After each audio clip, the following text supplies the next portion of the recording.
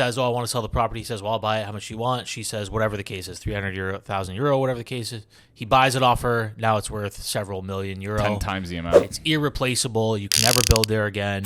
All right, yeah. So just got back from this 2.5 week You long. went for 2.5? 2.5 weeks. Yeah, yeah. Wow, yeah. dude. Italy, Spain, France cruise, and then the last week spent in the Amalfi Coast. Italy, Spain, France on the wow. cruise, and then back to Italy for the final week for the Amalfi Coast. Wow. And a couple key takeaways that I took from the trip, a couple real estate related, a couple just in general.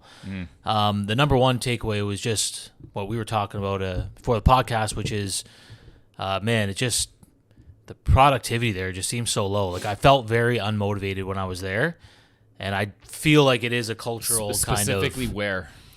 Everywhere, right? We Yeah. visited multiple cities in Europe in Now, general. Did you feel that way because the majority of cities that you went were touristy, or what is that maybe why?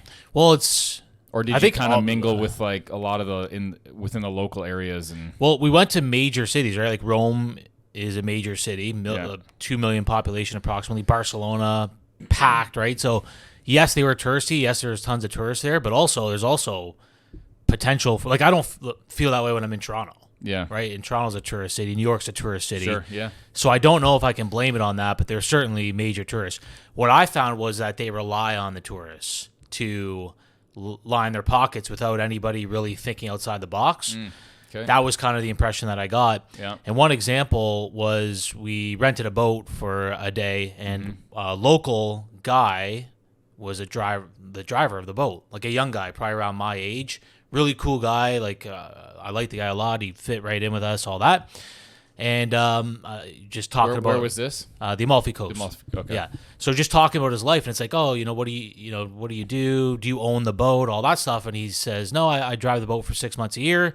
Then the tourist industry dies out, and we take off and go travel around the world for the next 6 months. And I'm like, oh, that's great. Have you ever thought about owning a boat company? Like, why don't you just do it yourself? And he's like, oh, no. I'm just, I'm not too much work, not interested, that type of thing. And I'm like, where's the drive to, Yeah. You're probably paying 50-60% of your income to the owner. And then all the little shops, like it was just trapped in this tour. Everything was around tourists, this whole Amalfi Coast, right? There's multiple cities, but it was all about tourists. Every restaurant, every bar, every shop was based around the tourist industry. So, and then when I'm there, I'm just like, well, you're renting a scooter, for instance, and they're just taking their sweet time, and they're picking up phone calls and talking to their girlfriend while you're renting the scooter, and it's no urgency. And I'm like, yeah, this just doesn't happen where we're from. Yeah.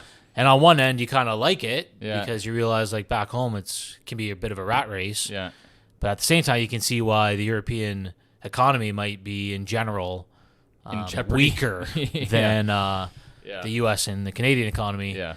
So, two different opposing forces there, and then pick your poison. So, a couple other takeaways I found were interesting as well, real estate related. Number one, we always talk about it, but everything spread out everywhere I went, whether it was France or Italy, everything spreads out from the water, right? The waterfront real estate, the closer the proximity to the water, it just becomes the hub.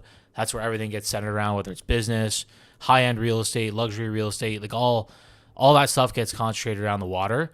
Like, how often do we have to say that, right? Yeah. Waterfront property is limited in the world. If you can get your hands on stuff close to the water, just do it, And then the number two was, again, our boat driver there. My age guy didn't have the most motivation, but he did say that he purchased a property off of, like, the Amalfi Coast. You can't build there ever again. Okay, it's a very unique place. He says there's no place like it in the world. It's all cliffront homes on hills spread across the whole coast. It used to be like a very wealthy person's escape. They're all 100-year-old homes or whatever. I don't know how exactly, but very unique. Like, I just can't even see how it would make sense to build like this. Like, there's stairs. It probably doesn't make sense. I don't think it would ever be replicated. It wouldn't make any sense to do it. So they know they have an anomaly here, so that you can't build there, right? So I saw some construction around the boat, looking at the coast. I said, "Oh, are they like constructing something new here?" It says, "No, new construction's banned." It's probably what being rehabbed or something like that. It was being rehabbed, and you have to get permits with the city. They'll only allow you to rehab it with certain colors to keep the whatever, right? So heritage. they know that that's their draw. Yeah. Is that whatever. So, but he was telling me, he's like, oh, I did. Because we were talking about Airbnb, because Olivia and I run an Airbnb, and he's like, oh, you guys are talking about Airbnb. I run one too. And I was like, oh, how did you get a property here? Like, it's super expensive, I heard. He's like, well, my neighbor, like 10 years ago or something, was really scared about the market at the time. So we bought it off her for 300,000 euros or whatever the case is. And I'm like, well, how much is it worth now? He's like, 3.5 million euros, which is like 5-6 million Canadian. Wow. And my point that I took away from this is you have this incredible real estate that can never be replicated. Fundamentally, it's like one of the buy and holds that it's just obvious that you never sell that thing, right? Yeah. If you just take that. But at some point in time, there was some crazy situation happening, whether it was interest rates or government or politics, whatever the case was, that spooked her out of this property, caused her to fire sale it, and forego millions of dollars of appreciation. And this was the guy's neighbor, so he lived next to her. Yeah, so this guy is from there originally. Yeah, it's a small town, right? You're 4,000 people. Everybody knows each other. Okay. He lived right, in the same neighborhood as where we were staying. So I don't know exactly where the house was, but it was on the hill right by us, right? Like maybe a couple. waterfront, like facing. Oh yeah, everything's waterfront, pretty much, right? It's all coastal. I've never been there. I've only seen a couple pictures, but yeah, it's all coastal, just up the hill. Yeah.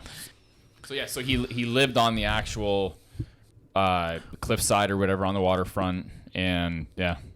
At some point, his neighbor gets scared, says, oh, I want to sell the property. He says, well, I'll buy it. How much do you want? She says, whatever the case is, 300,000 euro, whatever the case is. He buys it off her. Now it's worth several million euro. 10 times the amount. It's irreplaceable. You can never build there again. It is an anomaly. People from around the world want to live in this location. There's only so many homes. They want to live there, or they want vacation homes, whatever, right? Like, you don't want to live there, probably. It's too small. But if you talk about Amalfi Coast on a global scale, like, people know about it, right? Yeah. It's a very popular place.